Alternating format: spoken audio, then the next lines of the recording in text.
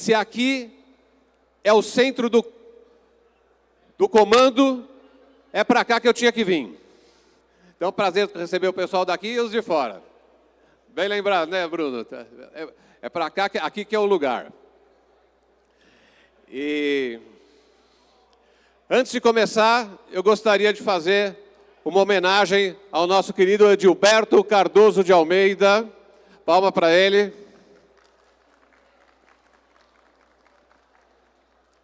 Afinal de contas, são 28 anos da revista.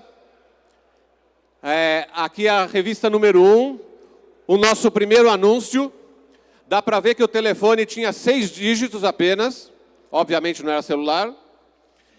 E o Edilberto, apesar dele não fazer nenhum produto, é ele que faz a integração, a comunicação do setor, através da revista e aqui dos eventos, e a integração também do setor. Então, ele faz parte da história do nosso setor. Tá? Então, parabéns pelos 28 anos. Obrigado. Né? Realmente é o idealizador de tudo isso daqui. E, claro, a sua grande equipe, hoje que está aí em peso, né? Com 4 carros. Né? Muito bom. Não sei se o Edilberto vai falar ou depois vai ter alguma coisa especial da coisa. Então, eu convido o Edilberto para sortear também o robô aspirador. Vamos lá, gente. Quem colocou os números aqui? 1, 2, 3, 3, 2, 1. Rapaz. Vamos ver. Mexe bastante. Ei. Não. Vai puxar o daqui. Não precisa colocar, não. Não. Você fica com esse. Não precisa colocar, não precisa colocar. Fica com esse. Não, esse é de Esse vocês. é para você, vamos esse ver é de se sai o vocês. Para conferir. Tu não vai criar confusão. É para conferir só. Só para conferir. Lá vai, hein? 3, 2, 1. 3, 2, 1. 1, 2, 3. Felizardo. 608020. Não precisa colocar, não. Ô, marmelada, hein? Isso é marmelada, hein? Muito bem. Marcelo Braga, nosso presidente da Associação de Elevadores. Mas tem uma conservadora também, né? Chega aqui para a foto, né, Marcelo? Sobe aí para...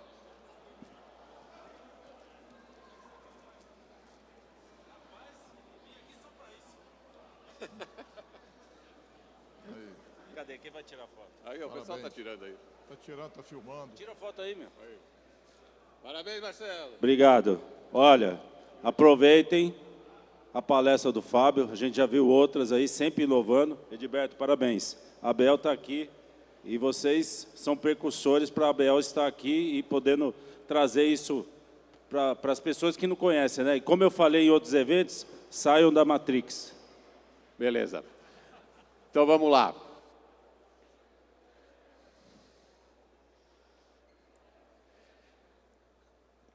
Quando eu comecei no ramo, muito poucas empresas trabalhavam com um quadro de comando eletrônico, bem poucas.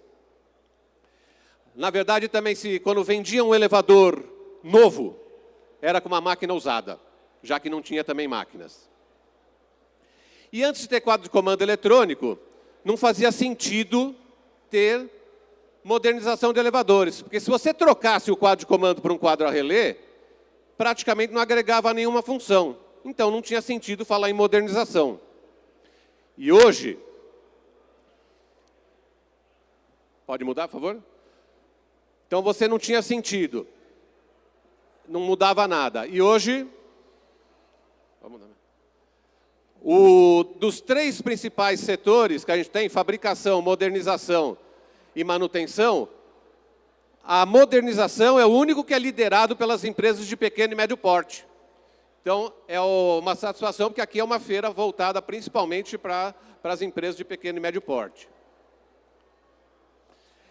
O quadro de comando, isso aqui é para quando eu falo para o síndico, é o cérebro do elevador, você faz a chamada, ele aciona para subir, para descer, conta os andares, abre a porta, fecha a porta, mas, na verdade, para nós, ele faz muito mais coisas. E é isso que eu quero mostrar para vocês quanta coisa importante tem no quadro de comando e o que ele impacta, não só no funcionamento do elevador, mas também nos nossos negócios. Já pensaram quantos dispositivos são acionados pelo quadro de comando? A diversidade de sistemas de tração que os elevadores têm, os tipos de edifício, as estruturas e até diversos objetivos variados de cada um que utiliza o equipamento. Então, nós temos vários dispositivos, vamos lá. Então, o quadro de comando lê o trinco, lê o operador de porta, aciona a máquina de tração, a fotocélula, barreiras, também é uma entrada do sistema do quadro de comando, qualquer sensor de porta. Hoje, o monitoramento dos contatores, o freio duplo, hoje com a nova norma, né, o Luiz Alfredo está aí para divulgar aí a nova norma, o Marcelo, o Sérgio também falaram disso hoje. Então, os indicadores digitais são toda a sinalização, o botão, o chamado de cabine, chamado de pavimento, a iluminação do botão, tudo isso passa pelo quadro de comando. Sinalização de porta aberta, sinalização que está em manutenção, mais uma, e até indicadores multimídia com vídeos, voz, imagens, dá para conectar com a internet, previsão do tempo, relógio e outras funções mais acabam passando pelo quadro de comando. O sistema de voz fala bom dia, boa tarde, boa noite, conforme o horário, mensagens conforme, poderia falar Feliz Natal nessa época, e tudo isso usando o relógio do quadro de comando. Chamada por controle remoto, também é uma chamada que o comando que lê. Pode mudar? Os gongos, seja o gongo de edifícios comerciais, ou seja também a sinalização para os deficientes, né? Um toque subindo, 2 toques descendo, né? Então, gongo no botão, tudo isso acionado também pelo quadro de comando. Os seletores, né? Desses antigos até seletores mais modernos, eletrônicos. Pesador de carga também, agora até obrigatório na nova norma. Então, o pesador de carga, também o comando lê a informação do pesador, ele pode fazer um não pare quando está 80% da carga e não partir quando a carga está acima do permitido. Ele também recebe as informações da caixa de passagem, do botão de fundo de poço, todas as situações de emergência, de manobra em manual, né? Ele é feito pelo quadro de comando. Agora, com a nova norma, também mais uma obrigação, um botão reset, né? Então, para que, quando tem algum problema, forçar que o técnico vá lá, aperte o reset, em vez de ele voltar, para que ele verifique o problema, para que force a ele lá pessoalmente verificar o problema e não voltar a funcionar automaticamente, correndo risco. O dispositivo bypass, também é inovação da norma e também está dentro do comando. Então, para evitar... Então, o fecho que o técnico esquece, que às vezes ele tem que fazer para fazer certos testes, mas ele pode esquecer, então agora ele vai fazer um fecho seguro com essa chave bypass. O que a gente chama a sinalização sonora, né? Então, mais apelidada aí pelos técnicos de ré de caminhão, né? Então, ele vai tocar um bip embaixo da cabina para alertar se possivelmente estão trabalhando em dupla e alguém movimentar o elevador. Se o técnico que está embaixo correr risco, ele vai poder ter a área de fuga no poço. Os resgates também. Hoje, a falta de energia, etc., a gente tem o resgate automático, que é quando falta energia, então ele leva o elevador até o carro mais próximo, evita o transtorno, evita que o bombeiro danifique, até o risco de ter um resgate indevido por pessoas não habilitadas. E o resgate também que a gente chama de semiautomático no elevador sem casa de máquinas, né? Então esse é para o técnico operar. Mas como a máquina está dentro do poço, dentro da caixa de corrida, a rigor, ele não tem como acessar o freio, ele tem que ter uma maneira de acionar o freio, abrir o freio, mas de maneira segura, sem ele abrir ele de uma vez, então só apertando esse botão. Também é um sistema do quadro de comando para poder fazer essa operação mais segura no elevador sem casa de máquinas. Sistemas de senha, então a segurança. E hoje até, na própria botoeira, você digita a senha e só a pessoa sobe para o andar. Nem que vá com o revólver na cabeça do porteiro, esse código, quem está lendo é o comando. E agora o reconhecimento facial, que ele também vai comunicar com o comando e aí sim vai habilitar a chamada só onde o usuário tem permissão para acessar. Além desses dispositivos, tem até outros, né? Também temos que pensar, temos diversos outros sistemas de tração. Desde o AC1, AC2, né, que já nem está se usando mais, mas ainda existem alguns elevadores assim, e também tem com inversor de frequência, que a grande vantagem é a suavidade, a redução do consumo de energia. Então, hoje a maioria é com inversor de frequência. Também temos os hidráulicos oleodinâmicos, também outro tipo de acionamento. Tem partida direta, partida estrela-triângulo, partida com software start.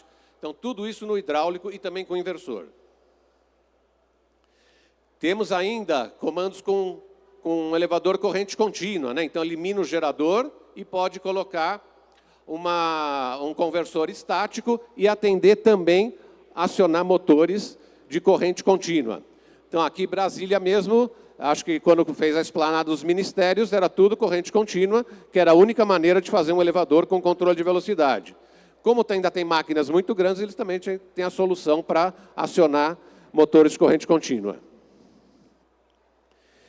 Também temos controles para elevadores de alta velocidade, que ele tem que ter um controle digital, um posicionamento do poço, uma estratégia para viagens rápidas, viagens curtas, para que ele possa fazer uma parada, às vezes três paradas antes, para ele poder começar a frenar. Então tem uma estratégia completamente diferente, que também é uma leitura do encoder, que não só de velocidade, mas de posicionamento, para poder mandar essas informações para o comando e conseguir essa possibilidade de maiores velocidades. Também tem outro tipo de acionamento. Com o crescimento dos elevadores sem casa de máquina, os motores síncronos, né? Então, até então, a gente estava falando de motores alternados assíncronos. O motor síncrono, o de ímã permanente, ele tem um peso menor, por isso é utilizado nos elevadores sem casa de máquina. E acaba sendo outro tipo de acionamento, um outro tipo de inversor. E também temos comandos para elevadores de menor porte, residenciais, home lifts. Então, acaba sendo um comando mais econômico, né? Uma outra estratégia de atendimento. E, inclusive, agora estamos lançando também um para plataforma de acessibilidade, que é um bem simples e bem econômico, que é o NanoLeve, está aí no nosso estande, se alguém quiser ver. Então, a acessibilidade também está crescendo bastante, e é uma necessidade de atender esse caso específico com uma coisa mais econômica. Vocês todos também têm que atender uma diversidade de edifícios, né? Então, tem muitas aplicações. Então, tem edifícios que trabalham com um único elevador, ou então que sejam mais, mas trabalham em simplex, e outros, por exemplo, trabalham em duplex, o elevador trabalha em grupo. Então, um comunica com o outro, vai só o mais próximo, né? Melhorando o tráfego, economizando energia. E até o desgaste da máquina. Inclusive com a opção do duplex super inteligente, que é para o caso quando tem o prédio quer usar o elevador social e serviço, no caso ele quer usar o de serviço especificamente para o cachorro, para o banhista, para levar as compras, etc. Ele tem essa opção de segurar o botão e funcionar só o de serviço. Também temos vários casos aqui de elevadores em grupo, né? Prédios comerciais, triplex, quadruplex, né? Quintuplex, sextuplex. Aqui temos aqui no shopping de Brasília, temos um multiplex aí também. E até a aplicação hoje também. Então, hoje também tem um elevador sem casa de máquinas. Tá uma tendência dos elevadores novos. Então, a gente tem o elevador com casa de máquinas, o sem casa de máquinas com o quadro de comando ao lado do batente, e tem a opção também de ter o comando dentro do batente, que ele fica completamente invisível. Então, está aí as aplicações possíveis, dependendo do tipo do edifício. Então, você vê, bem fininho, né? Atende até 64 paradas e menor quantidade de fios e cabos. Também tem aplicações bem específicas. Hoje mesmo aqui, logo no começo da feira, me perguntaram sobre plano inclinado, que queriam fazer. Então, plano inclinado, está aí, por exemplo, isso aqui é no Rio de Janeiro, pavãozinho. Teve situações que a gente fez comando para locais à prova de explosão, né? Então a caixa parece um cofre. Tem situações, elevador que anda de lado, de garagens, né? Então ele tem um comando para vertical e um outro comando para operar na horizontal. Então, no caso, são 2 comandos. Luiz Alfredo está pensando um curso para isso aqui, né? Tem também elevadores de palco, que são especiais, e até alguns cargueiros que ele não tem só um operador de porta, ele tem um operador de porta em cada andar. Então, por exemplo, esse aqui a gente fez um para 5 operadores de porta. Isso é só para ter uma ideia de quantas aplicações em tipos de edifícios que a gente tem. E temos também atender objetivos diversos, variados, dos nossos clientes ou dos nossos elevadores. Eu acho que o principal objetivo do elevador é a disponibilidade. Acho que todo mundo quer o quê? Que o elevador esteja lá disponível.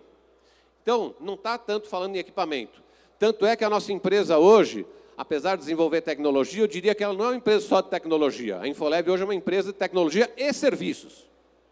Porque não adianta só ter a tecnologia. Hoje o que o pessoal quer é a disponibilidade e outras coisas. Para ter disponibilidade, você precisa ter reparo uma assistência técnica rápida, seja de placas ou de inversores. Você tem que ter um suporte técnico na hora que o elevador para poder atender o pessoal, então é mais uma coisa de serviços. Peças de reposição à pronta entrega, né? Então também vivem falando que não tem peça de reposição, mas tem aí a Expo Elevador, que é uma feira só de peças de reposição.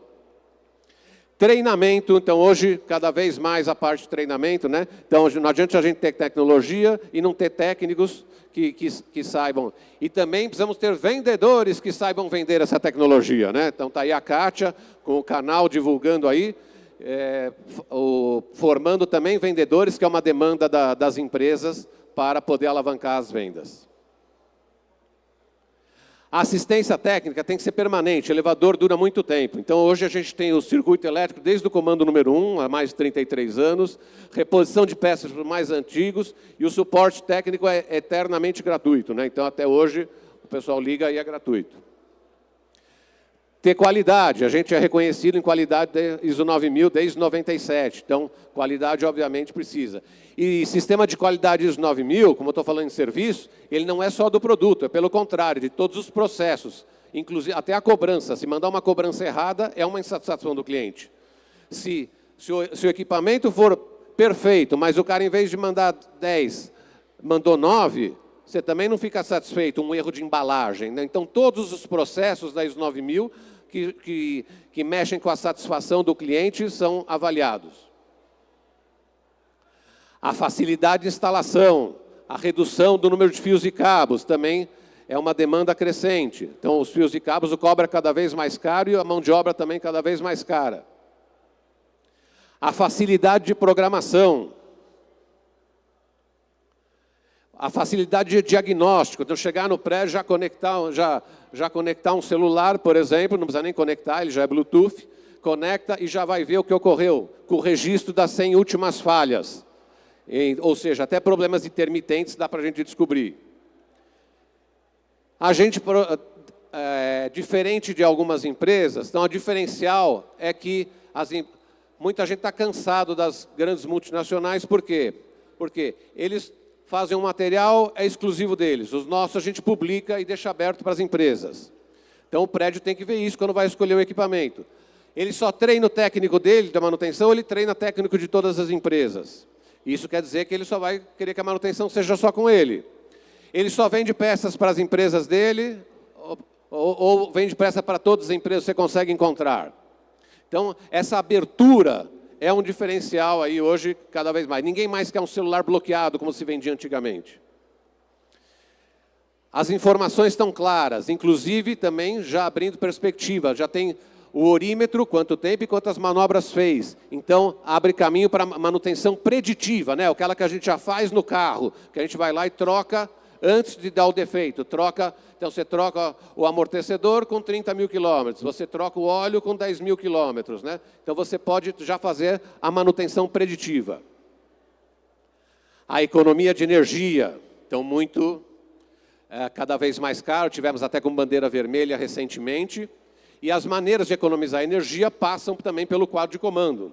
A utilização do inversor, o funcionamento do Plex, o modo eco, que é desligar partes do comando ou até do elevador enquanto ele está parado em stand-by. Então, a gente já programa o nosso computador, por exemplo, ele já desliga a tela quando a gente não está usando, depois de alguns minutos. E a gente também pode fazer isso com o elevador. Inclusive, o estudo europeu E4 mostrou que o elevador, a maioria, gasta mais parado do que andando. Ou seja, o consumo em stand-by é mais alto parado do que andando. E economia de energia é a questão ambiental, né? Então, hoje as empresas, e até, não só as empresas, como também alguns empreendimentos, estão preocupados com o ESG, né? Então, a questão ambiental equivale a você modernizar, colocar um comando com um inversor de frequência, a economia de energia, o que você vai deixar de emitir de carbono para gerar essa energia economizada, você equivale a plantar uma árvore. A acessibilidade também. Então, nossa população está envelhecendo e a questão da acessibilidade, já temos muitas leis e elas têm apertado para que a gente faça a inclusão. Então, acessibilidade e mobilidade é uma necessidade, até um direito das pessoas. Temos que atender às novas normas. Então, em abril tivemos a nova norma, que a gente já falou, e já aviso para vocês, eu participo da World Elevator Escalator Federation, vai ter a norma ISO 8100, que vai ser uma norma mundial, é baseada nessa, mas ela já deve ser publicada o ano que vem. E aí tem uma questão toda diplomática dos países aderirem, né? Mas o Brasil, a ABNT, é participante só como observador.